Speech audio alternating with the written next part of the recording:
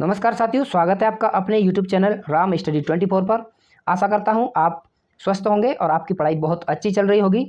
तो साथियों, UP police भर्ती 2023-24 से संबंधित जो री एग्ज़ाम होने वाला है, इसकी संभावना है कि जून जुलाई में हो जाए। ज़्यादातर संभावना है कि जून के अंतिम सप्ताह में इसका री एग्ज़ाम हो जाए। तो इसके लिए हम हिंदी प्रैक्टिस सेट चला रहे हैं।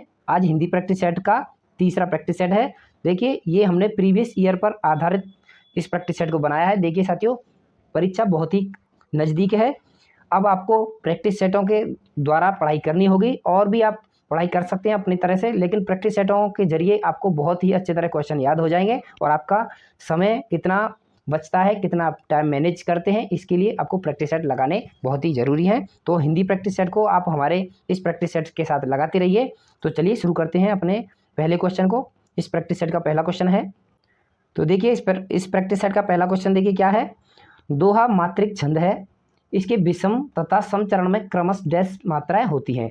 तो दोहा के प्रथम यानी जो विषम तथा सम चरण होता है उसमें कितनी कितनी मात्रा होती हैं, यह पूछा गया है। तो देखिए इसका सही जवाब क्या हो जाएगा। इसका सही जवाब हो जाएगा 13 11। तो 13 तो हमारी विषम चरण में मात्राएं होती हैं और सम चरण में हमारे क्या होता है 11 मात्रा होती हैं। तो इस प्रकार से देखिए उसमें चरण होते हैं।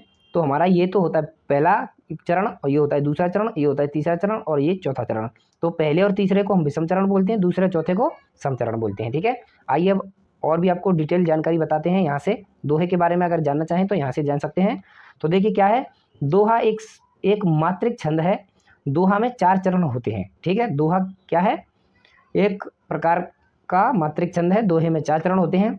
पहले और तीसरे चरण में 13 मात्राएं होती हैं। ठीक है, इसको आपको अच्छी तरह ध्यान रखना है, 13 मात्रा, तथा दूसरे और चौथे चरण में 11 मात्रा होती हैं। ठीक है, इसको आप भूल जाइए क्योंकि ये पेपर में अधिकतर नहीं पूछा जाता।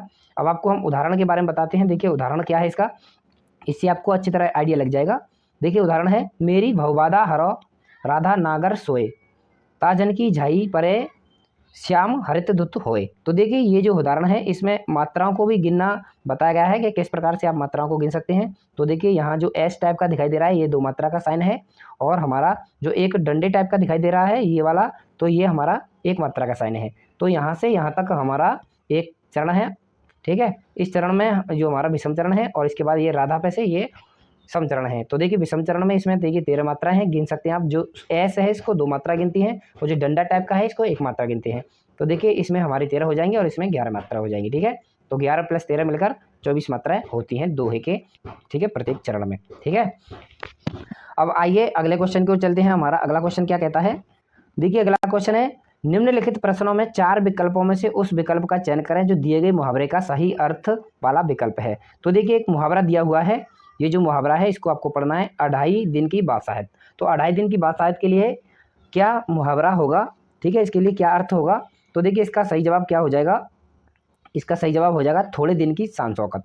तो थोड़े दिन की शान शौकत जो होती है ये हमारे 2.5 दिन की बासायत के बराबर होती है। ठीक है, अब आपको आगे बताते हैं इसके बारे में डिटेल से। तो देखिए और भी आपको उदाहरण आप यहाँ से पढ़ सकते हैं, मुहावरे हैं, अर्थ हैं और वाक्य प्रयोग हैं। तो तितर बितर रहना, इसका अर्थ होता है अलग थलग रहना। अपना ही राग अल्पना, तो इसका अर्थ होता है अपनी ही बातें कहना। और यह है उतार चढ़ाव का संगी। तो उतार चढ़ाव का संगी इसके लिए क्या होता है, दुख सुख में साथी की आवश्यकता पड़ती है।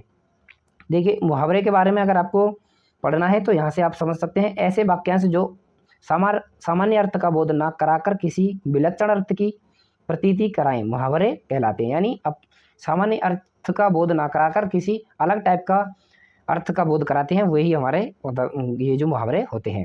ठीक है, आइए अगले क्वेश्चन की ओर। देखिए अगला क्वेश्चन है, शांत रस को 9वां रस मानने वाले आचार्य। तो शांत रस को 9वां रस मानने वाले आचार्य कौन है, तो वे हैं हमारे उद्धट। ठीक है, तो ये उद्धट है। आइए अगला क्वेश्चन देख लेते हैं। अगला क्वेश्चन क्या कहता है हमारा,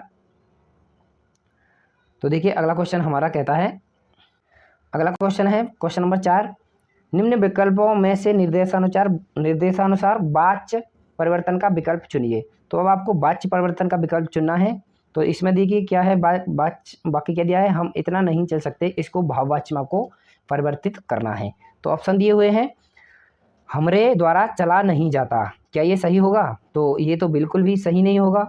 ठीक है, ये तो गलत हो जाएगा। और इतना नहीं चल सकता मैं, ये तो बिल्कुल गलत है। तीसरा है, इतना हम नहीं चल सकते, तो ये भाववाच्य है नहीं। यहाँ पर चौथा हमारा एकदम से सही है, भाववाच्य है, हमसे इतना नहीं चला जाता, यानी असमर्थता का भाव जहाँ प्रकट हो वहाँ हमारा भाववाच्य होता है। आइए अब वाच्यों को अच्छी तरह देख लेते हैं। तो यहाँ से हम कृत्यवाच्य से भाववाच्य में परिवर्तन कर सकते हैं, और जो उदाहरण दिए हुए हैं ये कृत्यवाच्य से भाववाच्य में परिवर्तित हो रहे हैं। जैसे बच्चा चल नहीं पाता तो इसका होगा बच्चे से चला नहीं जाता, ये भाववाच्य हो जाएगा। उल्लू रात को जागते हैं तो इसका भाववाच्य हो जाएगा उल्लू से रात को जागा जाता है, ठीक है, यानी असमर्थता हो गई। हम इतने काम नहीं कर सकते तो इसमें हमसे इतना काम नहीं किया जा सकता। इस प्रकार जो होते हैं भाववाच्य होते हैं। अभी आइए वाच्यों को अच्छी तरह पढ़ते हैं और एक एक डिटेल में इनको जानते हैं। तो वाच्य क्या होते हैं? देखिए, वाच्य क्रिया के निरंतर रूप से ज्ञात हो कि वाक्य में प्रयुक्त क्रिया का प्रधान कर्ता, कर्म और भाव है, उसे वाच्य कहते हैं। यानी जो वाक्य होता है उसमें कर्ता प्रधान हो, कर्म प्रधान हो और भाव प्रधान हो, वह हमारे वाच्य होते हैं। अब देखिए, वाच्य हमारे कितने 3 प्रकार के होते हैं। कौन सा? कृत्यवाच्य, कर्मवाच्य और भाववाच्य, ठीक है। अब हम एक एक से डिटेल में इनको भी पढ़ लेते हैं किस प्रकार से होते हैं। तो देखिए, यहाँ पर हमारा वाच्य परिभाषा और उदाहरण दिए हुए हैं, यहाँ से पढ़ते हैं। तो देखो, कृत्यवाच्य क्या होता है? जहाँ कर्ता मुख्य हो और क्रिया कर्ता के लिंग वचन पुरुष के अनुसार हो, उसे कृत्यवाच्य कहते हैं। तो यहाँ उदाहरण से समझते हैं, लड़कियाँ बाजार जा रही हैं। तो लड़कियाँ बाजार जा रही हैं, ये जो क्रिया है क्या कर्ता के अनुसार चेंज हुई है। अगर यहाँ लड़के होते तो यहाँ रही है नहीं होता, रहे हो जाता, क्योंकि लड़के बाजार जा रहे हैं, इसीलिए क्रिया किसके अनुसार चेंज हुई है? कर्ता के अनुसार, तो ये कृत्यवाच्य हो जाएगा। अब देखिए, कर्मवाच्य क्या होता है? तो जिस वाक्य में कर्म मुख्य हो तथा इसकी सकर्मक क्रिया के लिंग वचन पर पुरुष का कर्म के अनुसार हो, उसे कर्मवाच्य कहते हैं। जैसे देखिए, उदाहरण से समझते हैं, माँ द्वारा मिठाई बनाई जाती है, ठीक है। तो बनाई जाती है ये चेंज नहीं होगी चाहे पिता द्वारा बनाई जाए। तो यहाँ अगर हम पिता लगा देंगे यानी कर्ता को लिंग बदल देंगे, कर्ता का लिंग और कर्ता को ही बदल देंगे, फिर भी चेंज नहीं होगी। जैसे पिता लगा दिया, पिता द्वारा मिठाई बनाई जाती है, तो जाति तो चेंज नहीं होगी ना, जाति इसमें लिखा है, क्योंकि जाता है अगर हो जाता तो चेंज हो जाता, लेकिन यहाँ क्रिया चेंज नहीं हो रही कर्ता को बदलने पर भी, क्योंकि ये कर्म के अनुसार है यहाँ क्रिया, इसीलिए यहाँ कर्मवाच्य है। आइए भाववाच्य को भी समझते हैं इसी प्रकार से। तो देखिए, जब वाक्य में न तो कर्ता की प्रधानता होती है और न ही कर्म की प्रधानता, बल्कि भाव की प्रधानता हो, उसे भाववाच्य कहते हैं। जैसे मुझसे शोर में सोया नहीं जाता, ये इसकी भाव की प्रधानता है, सोया नहीं जाता, मुझसे शोर में सोया नहीं जाता, तो यहाँ भाववाच्य की प्रधानता है। और हमने यहाँ पर भी भाववाच्य के काफ़ी उदाहरण देखे थे, ये जो हमारे ऊपर ये जो हैं ये सभी भाववाच्य के उदाहरण हैं, ठीक है। आइए अगले क्वेश्चन को चलते हैं। तो देखिए, अगला क्वेश्चन है क्वेश्चन नंबर 5, निम्नलिखित वाक्यों में लोप चिन्ह का सही उदाहरण कौन सा है? तो लोप चिन्ह का सही उदाहरण बताना है। तो देखिए, लोप चिन्ह होता क्या है? जहाँ हम किसी चीज़ को छुपा दें, यानी वहाँ लोप हो जाए उस चीज़ का, वहीं लोप चिन्ह होता है। तो इसका देखिए सही जवाब क्या होगा? तो इस वाक्य में लोप चिन्ह का सही उदाहरण देखिए क्या होगा? तो यहाँ होगा भारत की राजधानी डैश, ये जो डैश होता है यही लोप चिन्ह होता है, ठीक है। इसका सही जवाब यही हो जाएगा, यानी भारत की राजधानी डैश है, यानी जो ये डैश डैश डैश है ना, यही लोप चिन्ह होते हैं। यहाँ देखिए, मैं जा रहा हूँ, यहाँ पूर्ण विराम है, राम को प्रा, ये देखिए ये जो लोप चिन्ह है, ठीक है, नहीं सॉरी ये लाघव चिन्ह है, इसको लाघव चिन्ह कहते हैं, यानी किसी चीज़ को संक्षिप्त रूप में लिखने के लिए लाघव चिन्ह का प्रयोग करते हैं। और बोलो मगर धीरे से, तो यहाँ क्या है? ये अल्प विराम लगा हुआ है, ठीक है। आइए इसकी और भी आइए अगले क्वेश्चन की ओर चलते हैं। क्वेश्चन नंबर 6, निम्नलिखित विकल्पों में बहुब्रीहि समास के शुद्ध विग्रह की पहचान कीजिए। तो बहुब्रीहि समास के शुद्ध विग्रह की पहचान करनी है, यानी बहुब्रीहि समास होता क्या है? इसमें क्या है? किसी तीसरे शब्द की ओर इशारा करते हैं, वही क्या होता है? बहुब्रीहि समास होता है। जो दोनों इसमें पद होते हैं, जो दोनों शब्द होते हैं, ये उसका अर्थ ना निकाल के किसी तीसरे का अर्थ निकालते हैं। तो देखिए, यहाँ देखते हैं क्या है? लंबोदर, लंबा उदर, तो लंबा उदर ये तो इसका नहीं निकाल रहा ना, तो लंबा उदर है लंबे की। या नव युवक, नया है जो युवक, तो युवक की चर्चा हो रही है, नए की ही चर्चा हो रही है, किसी तीसरे की तो चर्चा नहीं। यहाँ देखिए जलज, जल में उत्पन्न, तो यहाँ जल की ही चर्चा हो रही है। और यहाँ देखिए खगेश, खगों का ईश अर्थात गरुड़, तो देखिए यहाँ अलग से किसी तीसरे की चर्चा हो रही है, ना तो खग का चर्चा ना ईश की, तो यहाँ अर्थात गरुड़ की चर्चा हो रही है, यही हमारा बहुब्रीहि समास है, ठीक है। आइए अगले क्वेश्चन की ओर चलते हैं। तो देखिए, हमारा अगला क्वेश्चन है क्वेश्चन नंबर 7, जो किसी विषय का ज्ञाता हो के लिए एक शब्द, जो किसी विषय का ज्ञाता हो उससे क्या कहते हैं हम? तो देखिए, उसको कहते हैं हम विशेषज्ञ, ठीक है। तो जो किसी विषय का ज्ञाता हो, जो किसी विषय का ज्ञाता होता है उसको हम क्या बोलते हैं? विशेषज्ञ, ठीक है। इसका ये सही जवाब हो जाएगा। तो देखिए, यहाँ हम अन्य विकल्पों की भी चर्चा कर लेते हैं। अन्य विकल्प क्या क्या है? यानी जानकार, इसको कहते हैं हम अभिज्ञ, ठीक है, जिसमें ज्ञान की भाव जिसमें ज्ञान की भाव की और व्यक्ति अर्थात क्रियाशील की अनुभूति हो उसको कहते हैं हम चैतन्य। ठीक है, जो विशेषता युक्त हो उसको कहते हैं विशिष्ट। ठीक है, इसके लिए एक शब्द होगा विशिष्ट। अब एडिशनल इन्फॉर्मेशन इसकी देख लेते हैं क्या है। तो अनेक शब्दों के लिए एक शब्द के कुछ उदाहरण यहाँ पर देख लेते हैं। आंखों के सामने इसको बोलते हैं हम प्रत्यक्ष। एक लोक से संबंधित इसको कहते हैं ऐहिक। और एक ही जाति का इसको जातीय बोलते हैं। किसी एक पक्ष से संबंध रखता है उसको बोलते हैं हम एक पक्षीय। ठीक है, और अब आप जानना चाहें तो आप इसको आइए अगले क्वेश्चन को चल। तो देखिए अगला क्वेश्चन क्या है हमारा, निम्नलिखित में अंतर का अर्थ नहीं है। तो अंतर का अर्थ नहीं है यानी अंतर का इसमें समानार्थी नहीं है। तो अंतर का देखिए क्या नहीं है, तो अंतर का इसमें आकाश समानार्थी नहीं है। बाकी दूरी भी होता है, शेष भी होता है, हृदय भी होता है। ठीक है, इसमें आकाश जो है अंतर का अर्थ नहीं है। ठीक है,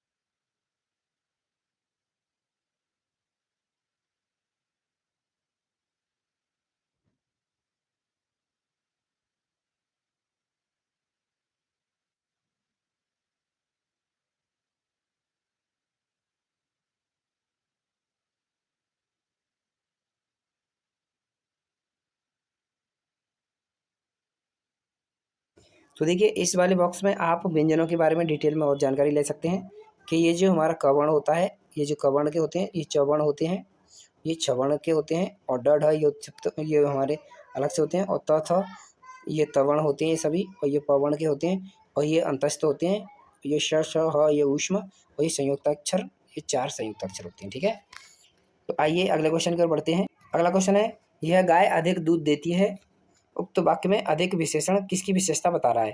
तो देखिए अधिक किसकी विशेषता बता रहा है, तो ये बता रहा है दूध की विशेषता। ठीक है, तो यह गाय अधिक दूध देती है, तो क्या है अधिक, क्या देती है अधिक, दूध, तो दूध की विशेषता बता रहा है। ठीक है, इसमें विशेषण जो अधिक शब्द है ये दूध की विशेषता बता रहा है। ठीक है, तो देखिए इस क्वेश्चन से हमको जानने के लिए मिलता है विशेषण की परिभाषा। तो विशेषण की देखिए परिभाषा क्या है, इसको जान लेते हैं। तो देखिए कैसे, कि जो शब्द संज्ञा अथवा सर्वनाम की विशेषता बताते हैं उनको विशेषण कहते हैं, विशेषता बताते हैं उनको विशेषण कहते हैं। जैसे गोरा, काला, बूढ़ा, 2 किलो, 4 किलो, मीठा, ये सब विशेषण हैं। अब विशेषण अलग अलग प्रकार के होते हैं और इनकी परिभाषा यहाँ से आप समझ सकते हैं। तो देखिए गुणवाचक विशेषण होता है, संख्यावाचक, परिणामवाचक, सर्वनामिक विशेषण होता है। ठीक है, तो गुणवाचक में देखिए किसी चीज़ के गुण के बारे में बताएगा, जैसे बलशाली, पुराना, ये गुण होता है ना किसी का, नया, तीक्ष्ण, कमजोर, मोटा, दुर्बल। ठीक है, ये पठारी, ये गुण होते हैं। संख्यावाचक में संख्या आएंगी, जैसे 2, 3, 4 गुना, प्रत्येक आदि। परिणामवाचक में परिणाम होंगे, जैसे 4 किलो, 1 मीटर, 2 लीटर, थोड़ा, बहुत, ये परिणाम होते हैं। सर्वनामिक में यह लड़की वही है जिसने मेरा पेन लिया था, तो इस प्रकार से होते हैं। ठीक है, और देखिए इस क्वेश्चन से डिटेल में और जानकारी देखते हैं। विशेषण के बारे में हमने जान लिया, विशेष के बारे में देखते हैं कि जिनकी विशेषता बताई जाती है उन्हें विशेष कहते हैं। जैसे खीरा कड़वा है, तो खीरा तो है विशेष और विशेषण है कड़वा। ठीक है, यहाँ विशेष को भी आपको ध्यान रखना है। तो खीरा तो विशेष है और विशेषण है कड़वा, इस चीज़ को भी ध्यान रखना है। और प्रविशेषण देखिए किसको कहते हैं, जिन शब्दों से विशेषण की विशेषता का पता चले उनको प्रविशेषण कहते हैं। यानी जो विशेषण भी हैं उनकी भी विशेषता को पता चले। जैसे यह आम बहुत मीठा है, तो ये बहुत शब्द है हमारा प्रविशेषण, क्योंकि मीठा की विशेषता बता रहा है ना, ये मीठा, कितना मीठा, बहुत मीठा। लेकिन आम की विशेषता तो ये मीठा शब्द बता रहा है, लेकिन मीठा शब्द की विशेषता ये बहुत बता रहा है, इसीलिए प्रविशेषण यहाँ बहुत है। ठीक है, और इसमें देखिए उद्देश्य विशेषण होते हैं, जैसे सुंदर लड़की एकदम उद्देश्य है, जिसमें विशेष से पहले जो विशेषण लगाते हैं उनको कहते हैं। और विधेय विशेषण भी होते हैं। ठीक है, ये फल मीठे हैं। आइए अगले क्वेश्चन की ओर बढ़ते हैं। तो देखिए हमारा अगला क्वेश्चन क्या है, वह मंत्र जो गुरु शिक्षा शिष्य को दीक्षा के अवसर पर देता है, कबीर ने कहा, उसको क्या कहते हैं। यानी वह मंत्र जो गुरु शिष्य को दीक्षा के अवसर पर देता है, तो उसको हम कहते हैं, देखिए क्या, शव ही कहते हैं, शब्द है, तो ये शब्द ही कहा जाता है उसको जब गुरु। देखिए क्वेश्चन नंबर 13 है, तेरी मेरी उसकी बात किसकी रचना है। तो तेरी मेरी उसकी बात रचना के बारे में पूछा जा रहा है।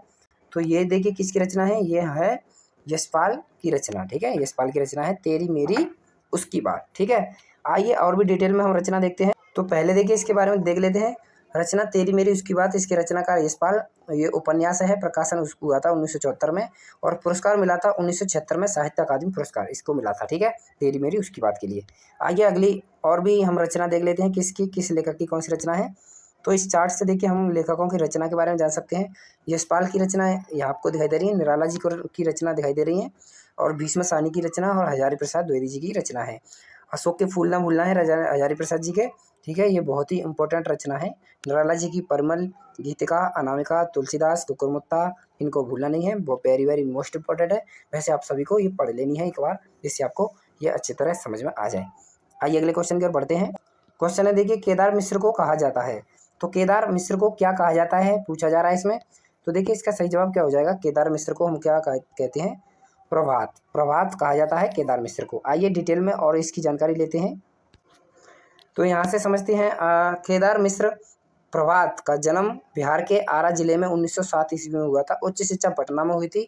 बिहार राज्य के पुलिस विभाग में सेवा की, और इसके मुख्य 3 गीत संग्रह हैं, शुभ्रा, श्वेत नील, कलापिनी, कंबन, ऋतंबरा, बैठो मेरे पास। ठीक है, ये इनकी क्या है, गीत संग्रह है। ठीक है, आइए अगले क्वेश्चन की ओर बढ़ते हैं। तो देखिए हमारा अगला क्वेश्चन है, रविन्द्रनाथ ठाकुर को किस पुस्तक के लिए नोबेल पुरस्कार मिला। तो रविन्द्रनाथ ठाकुर को किस पुस्तक के लिए नोबेल पुरस्कार मिला, तो ये हमारी कौन सी पुस्तक थी, वो थी हमारे यहाँ गीतांजलि। तो इसके लिए इनको क्या मिला, नोबेल पुरस्कार मिला था। ठीक है, रविन्द्रनाथ जी के बारे में डिटेल में आप यहाँ से पढ़ सकते हैं। ठीक है, अब इनकी प्रमुख रचनाओं के बारे में हम बता देते हैं। राष्ट्रगान इन्होंने लिखा था, बांग्लादेश का भी राष्ट्रगान लिखा था, आमार सोनार बांग्ला, और गीतांजलि इनकी है, पोस्ट मास्टर, मास्टर साहेब, गोरा और घरे वायरे, इन्हीं की रचना है। ठीक है, आइए अगले क्वेश्चन की ओर बढ़ते हैं। तो देखिए अगला क्वेश्चन है, जहाँ उपमेय और उपमान के साधारण धर्म का बिंब प्रतिबिंब भाव दर्शित किया जाए तथा वाचक शब्द का उल्लेख ना हो, वहाँ कौन सा अलंकार होता है। तो देखिए बहुत ही कठिन है। तो देखिए वहाँ कौन सा अलंकार होता है, तो देखिए वहाँ होता है दृष्टांत, दृष्टांत अलंकार होता है वहाँ। ठीक है, आइए अगले क्वेश्चन की ओर बढ़ते हैं। अगला क्वेश्चन है, जिन विकल्पों में उचित अवधि वाचक क्रिया विशेषण चयन कीजिए। देखिए क्या लिखा है, विकल्पों में से उचित अवधि वाचक क्रिया विशेषण चयन कीजिए। तो यहाँ पर देखिए सही जवाब क्या हो जाएगा, यानी नित्य और लगातार। ये अवधि वाचक क्रिया है, अवधि। ठीक है, अवधि वाचक क्रिया है, नित्य और लगातार। देखिए ये अवधि के बारे में जानकारी दे रहे हैं, यानी नित्य लगातार क्रिया है हमारे अवधिवाचक। ठीक है, आइए अगले क्वेश्चन की ओर बढ़ते हैं। अगला क्वेश्चन है, निम्न में से कौन सा वाक्य वर्तनी के आधार पर शुद्ध है। देखिए वर्तनी के आधार पर आपको शुद्ध छांटना है। तो वर्तनी के आधार पर देखिए कौन सा शुद्ध है। तो देखिए इसका सही जवाब क्या हो जाएगा, इसका सही जवाब है, महात्मा के सदोपदेश में जीवन का सार मिलता है। ये हमारा एकदम से राइट है, बाकी रॉन्ग है। ठीक है, कपिल ने तुम्हारी बहुत प्रतीक्षा देखी होती नहीं, किया होता है। इस प्रकार से ये सभी गलत हैं, यही सही है। आइए अगले क्वेश्चन की ओर बढ़ते हैं। अगला क्वेश्चन है, तो देखिए हमारा ये क्वेश्चन क्या कह रहा है कि निम्न में किस वाक्य में खल के सही पर्यायवाची का प्रयोग हुआ है। तो देखिए इसमें खल के सही पर्यायवाची का हुआ है, यह नयन अत्यंत दुख है। तो खल का पर्यायवाची नयन होता है, इसीलिए यहाँ खल के सही पर्यायवाची का अर्थ सही पर्यायवाची का प्रयोग इसी में हुआ है, नयन। बाकी में देखिए आँख के से संबंधित किसी में नहीं है, तो बाकी सभी गलत हो जाएंगे। आइए अगले क्वेश्चन की ओर बढ़ते हैं। अगला क्वेश्चन देखिए, अभी हमसे गलती हुई है यहाँ, ये जो है नयन, ये नयन खल का पर्यायवाची नहीं होता है, ये दुष्ट होता है। नयन खल का पर्यायवाची। ठीक है, इसी में प्रयोग हुआ है हालांकि। आइए अगला क्वेश्चन के ऊपर देखिए, क्वेश्चन है, तल्लीन शब्द में कौन सा उपसर्ग है। तो तल्लीन शब्द में उपसर्ग पूछा गया है, तो इसका सही जवाब है तत्, क्योंकि तत् इसमें जो ये मिलके बना है तत्, देखिए किस प्रकार से बना है, तत् प्लस लीन, तत् प्लस लीन बराबर होगा हमारा तल्लीन। ठीक है, ये हमारा अगला क्वेश्चन है। देखिए अगला क्वेश्चन, उचित तत्सम शब्द का चयन निम्नलिखित वाक्यों को पूर्ण करें। तो यहाँ देखिए तत्सम से वाक्य को प्रयोग पूरा करना है। पति के पिता को कहते हैं, तो पति के पिता को क्या कहते हैं, इसमें तत्सम शब्द छांटना। देखिए वैसे तो स्वसर कहते हैं, लेकिन कौन सा शब्द है जो सही है तत्सम के हिसाब से, तो इसका सही जवाब है ये वाला। ठीक है, सॉरी, तो देखिए इसका सही जवाब है ऑप्शन हमारा बी। इस प्रकार से लिखेंगे, स्वसुर ये तत्सम शब्द है, और ये देखिए ये भी सुसर है, ससुर ये क्या है, ये तद्भव शब्द है। आइए अगले क्वेश्चन की ओर बढ़ते हैं। निम्नलिखित में से कौन सा शब्द विसर्ग संधि का उदाहरण है। तो विसर्ग संधि का आपसे उदाहरण पूछा गया है। तो देखिए विसर्ग संधि का आपको उदाहरण बताना है कौन सा है। इसका सही जवाब हो जाएगा हमारा ऑप्शन 4, ये जो है दो प्लस चरित। ठीक है, ये हो जाएगा एकदम सही। देखिए किस प्रकार से इसको सही लिखेंगे, तो देखिए इस प्रकार से इसका संधि विच्छेद होगा, दो और विसर्ग प्लस चरित्र। ठीक है, तो यदि दुष्चरित्र हो जाएगा। ठीक है, आइए आगे और भी डिटेल देते हैं आपको इस क्वेश्चन के बारे में। तो देखिए विसर्ग संधि के कुछ और उदाहरण हैं, यहाँ से आप पढ़ सकते हैं। नरह प्लस इंद्र नरेंद्र हो जाएगा, राम प्लस अयोध्याम तो रामाध्याम हो जाएगा, गुरु प्लस उच्चैते गुरुचैते हो जाएगा। ठीक है, इस प्रकार से हमारे विसर्ग संधि के उदाहरण हो जाएंगे। तो देखिए इस क्वेश्चन में बताना है आपको, लेखक शब्द के अंत में कौन सा प्रत्यय लगा हुआ है। तो लेखक शब्द के अंत में कौन सा प्रत्यय लगा हुआ है, तो देखिए इसका सही जवाब हो जाएगा अक प्रत्यय लगा हुआ है लेखक शब्द के अंत में। आइए अगला क्वेश्चन देखते हैं। अगला क्वेश्चन है, विकल्पों में दिए गए किस वाक्य में निम्न शब्द के सही विलोम शब्द का प्रयोग हुआ है। ये जो नीचे दिया हुआ है अपमान, तो इस अपमान का किस में सही प्रयोग हुआ है बताना है आपको। तो देखिए इसका एकदम से सही प्रयोग किस में हुआ है, इसका देखिए सही प्रयोग हुआ है ऑप्शन सी, मुझे कार्यालय में बहुत सम्मान मिला। तो अपमान का क्या हो जाएगा, अपमान का विलोम क्या हो जाएगा, इसमें विलोम ही पूछा था, तो अपमान का देखिए विलोम हो जाएगा सम्मान। ठीक है, अपमान का विलोम सम्मान। आइए अगले क्वेश्चन की ओर बढ़ते हैं। अगला क्वेश्चन है, किस विकल्प में समश्रुति शब्द का अर्थ भेद सही नहीं है, यानी एक जैसे जो होते हैं ना उस प्रकार से सही नहीं है, वो बताइए। तो देखिए इसका सही जवाब हम आपको बताते हैं। तो इसमें एकदम से सही प्रयोग नहीं हुआ है। बाकी देखिए शकट का अर्थ होता है बैलगाड़ी, और शकट का मचान, और विपिन का होता है जंगल, और विपन्न का होता है विपत्तिग्रस्त। शुक का होता है जौ, और शुक का होता है शुग्गा। ठीक है, ये एकदम से सही है। और इसमें जो दे दिया गया है ये इसका नहीं होगा, ये इसका होगा, यानी भित्त का होगा दीवार, और इसका ये होगा, लेकिन इसने ये उलट फेर करके दे दिए हैं जो गलत इस प्रकार से ही हो गए हैं। आइए अगले क्वेश्चन की ओर बढ़ते हैं। अगला क्वेश्चन, जो गरीबों की सहायता करते हैं वे धर्मात्मा होते हैं, यह वाक्य किस प्रकार का है? तो बताइए किस प्रकार का।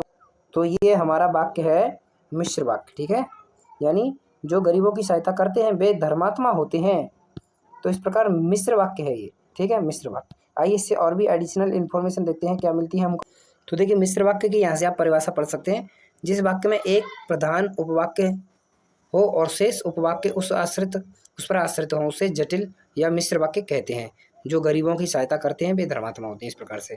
ठीक है, अब सरल वाक्य के बारे में देख लेते हैं। तो सरल वाक्य देखिए, सरल वाक्यों के बारे में और इन वाक्यों के बारे में जानते हैं। देखिए रचना के आधार पर वाक्य 3 प्रकार के होते हैं। ठीक है, कितने प्रकार के? 3 प्रकार के। कौन से? सरल वाक्य, संयुक्त वाक्य और जटिल यानी मिश्र वाक्य।